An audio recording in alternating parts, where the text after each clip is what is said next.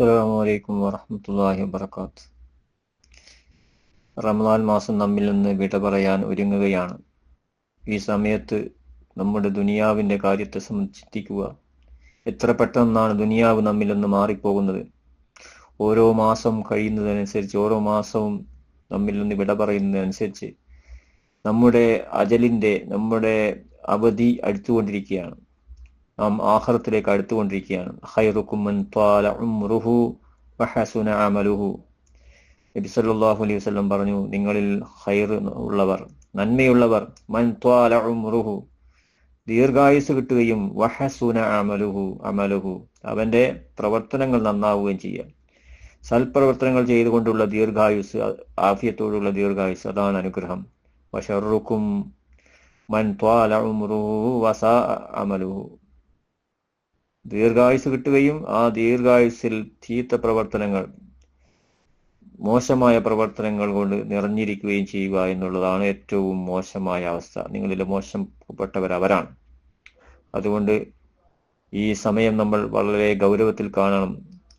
അല്ലാഹു സുബ്ഹാനഹു തആല നമുക്ക് നൽകിയ അവസരം, സ്വർഗത്തിലെത്താനുള്ള അവസരം, അത് നഷ്ടപ്പെടുന്നതിന് മുമ്പ്, അത് കഴിഞ്ഞു പോകുന്നതിന് മുമ്പ് നാം അതിനെ ഉപയോഗപ്പെടുത്തുക. യൗമഇദിൻ യതദക്കറുൽ ഇൻസാനു വഅന്നാ ലഹു ദിക്റ. അന്ന് മനുഷ്യൻ ഓർക്കും.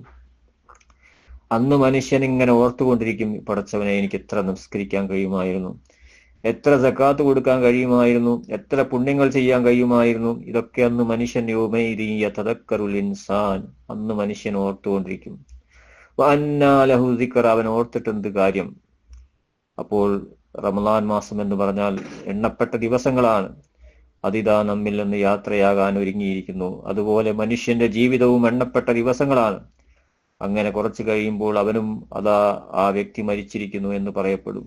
അതുകൊണ്ട് തന്നെ റമദാനിനെ യാത്രയക്കുമ്പോൾ ആ റമദാനിനെ ഏറ്റവും നല്ല രൂപത്തിൽ യാത്രയക്കാൻ നമുക്ക് സാധിക്കണം. ഫഇന്നൽ അഅമാല ബിൽ ഖവാതീം, എല്ലാ പ്രവർത്തനങ്ങളും പരിഗണിക്കപ്പെടുന്നത് അതിന് അവസാനം നോക്കിയിട്ടാണ്. അവസാന റൗണ്ടിൽ ക്ഷീണിച്ചു പോയാൽ ആ വിജയം നമുക്ക് ലഭിക്കുകയില്ല.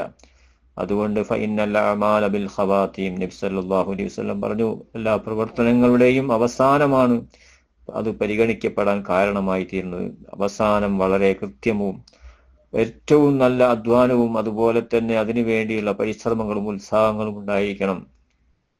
റമദാനിനെ യാത്ര അയക്കുമ്പോൾ ഓരോ സത്യവിശ്വാസിയുടെയും കണ്ണ് നനഞ്ഞുകൊണ്ടിരിക്കുകയാണ്, അവന്റെ ഹൃദയം വേദനിച്ചു കൊണ്ടിരിക്കുകയാണ്.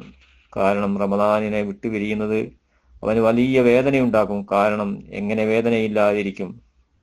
ആ ദിവസങ്ങളിലുള്ള പ്രാർത്ഥനകൾ അള്ളാഹു കേൾക്കുന്ന പ്രാർത്ഥനകളാണ്, ഉത്തരം നൽകപ്പെടുന്ന പ്രാർത്ഥനകളാണ്. ആകാശത്തിന്റെ വാതിലുകൾ തുറക്കപ്പെട്ട ദിവസങ്ങളായിരുന്നു. അതുപോലെ തന്നെ സ്വർഗത്തിന്റെ വാതിലുകൾ തുറക്കപ്പെട്ട ദിവസം, നരകത്തിന്റെ വാതിലുകൾ അടക്കപ്പെട്ട ദിവസം. എങ്ങനെ ഒരു മനുഷ്യൻ ആ ദിവസത്തെ സംബന്ധിച്ച്, സത്യവിശ്വാസി ആ റമദാനിനെ എങ്ങനെ യാത്ര അയക്കും? എന്തായാലും വന്നത് തിരിച്ചു പോവുക തന്നെ ചെയ്യും. ആ ദിവസങ്ങൾ നരകത്തുനിന്ന് മോചിക്കപ്പെടാനുള്ള അവസരങ്ങളായിരുന്നു. അതുകൊണ്ട് തന്നെ ആ റമദാനിനെ നാം ഏറ്റവും നല്ല രൂപത്തിൽ യാത്ര അയക്കാൻ നമുക്ക് സാധിക്കണം. അല്ലാഹു സുബ്ഹാനഹു വ തആല അതിന് തൗഫീഖ് ചെയ്ത് അനുഗ്രഹിക്കുമാറാകട്ടെ.